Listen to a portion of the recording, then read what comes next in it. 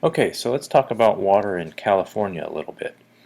Now, most of the precipitation that falls in California, this is where we get our drinking water, this is where we get the water that supplies all of our agriculture and basically all of our water supply. Most of that precipitation falls north of Sacramento, but unfortunately, uh, three-quarters of the water that's used in California is south of Sacramento. So that means it's falling in one place, but it's being used in another. Now, let's see how that actually plays out. So the way that what happens is water actually gets stored up in the northern, up in the northern part of the state. And here in San Diego, we import about 30% from Lake Shasta, Lake Oroville through the State Water Project. We also get about half of our water comes from the Colorado River. So basically what that means is that the vast majority of the water that we use here in San Diego is coming from outside of the area. It sort of puts us at risk if you really think about it. So that State Water Project, it's basically just a huge engineering project back in the mid part of the 20th century that was built to move all that water from the northern part of the state down to the southern part of the state. These aqueducts are over 450 miles long, and you can see them when you drive along the I-5 when you go just north of LA. You can see a little bit of it right next to the freeway. Along with the aqueducts, there are four major pumping stations because most of the water is driven by gravity, most of the movement as it comes down from the north, but every now and then they have to actually pick it up and move it over the mountains. Once they get up to the top of the mountains, then gravity takes over again. Now the other thing here in San Diego that they're starting to build is a desalination plant. Now the idea is that you use filters to basically take individual salt molecules out of the water. The problem with this is that it takes a lot of electricity, it takes a lot of money to do that, and there are some environmental issues that have to be overcome.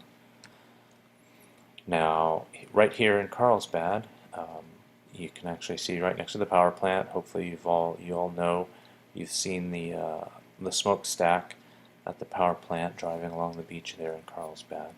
And right adjacent to it is where they're going to build the new desalination plant, and it's going to move.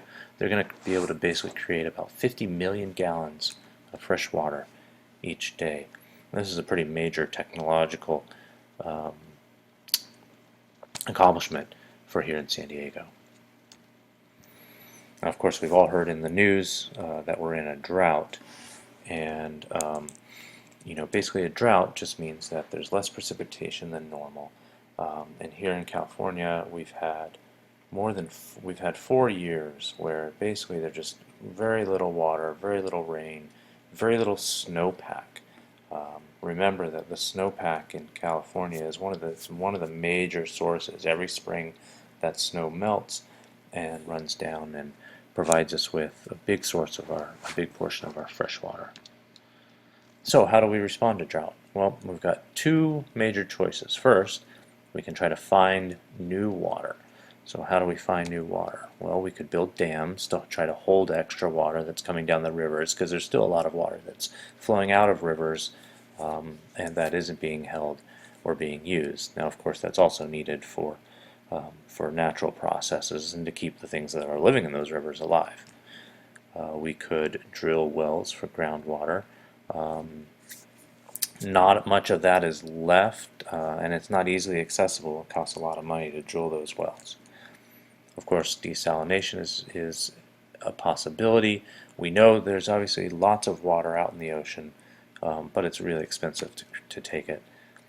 And now here in San Diego County and Orange County, they're starting to recycle wastewater. So they're taking a similar technology to what the desalination uses, and they're taking what's already treated to nearly drinking standards, and um, and and treating it just a little bit more to make it really super clean, and that enough that they can put it back into the water supply system rather than just dumping it out into the ocean through ocean outfalls, which is what's happening now with most of our wastewater. Now, our second choice for responding to a drought is conservation, so basically just using less of the water that we have. How could we do that? Well, we can water plants and grass in our public parks and medians. We use a lot of water just to keep things looking nice. We all like those green grass, that green grass out there. So, but there's a lot of water that's used to do that. Businesses, various industries use water in their processes for creating things, whether it's bottling sodas and creating cement, all kinds of things that use water. And then, of course, irrigation for crops. Agriculture is a huge user of water here in California. But the one that's easiest for each of us is, what can we do inside and outside of our own homes? So let's take a closer look at that. Real quick, so this table actually looks at the average daily water use per person. Along the bottom is all of the different a bunch of countries all around the world, and at the top, along the side, it looks at how many gallons every day, on average, people are using. Now, you or I might think that, oh, I don't really use that much water, but when you start adding things up, like all of our showers, cleaning the dishes, washing our clothes, all these things, it really adds up, and most people they don't really think about how much water they're using, and so you don't realize just how much. But clearly from this table, the USA, we use more water on average than any other country around the world. So where does it go? Here's what it looks like. You can see pretty quickly just the toilet. We all flush the toilet multiple times a day, but it uses 5 gallons or so for every flush, typically, and it ends up really adding up quickly. I've got four people in my family. If each of us flushes every time that we pee or poop, then it ends up being a lot of water. The clothes washer, there's different, uses a lot of water. Luckily, there's new water efficient clothes washers, washing machines that use a lot less water. Those are usually the ones that we see that have the door on the front. They have technology that lets them use a little bit less water. Our showers, just the faucets when you brush your teeth. Some of you have talked about how long you're taking, 30, 40-minute showers. That uses a whole lot of water, and can make a major impact. And then the one that really stuck out to me on this slide is the leaks. Now, just that very slow drip, drip, drip that you might see on your sink.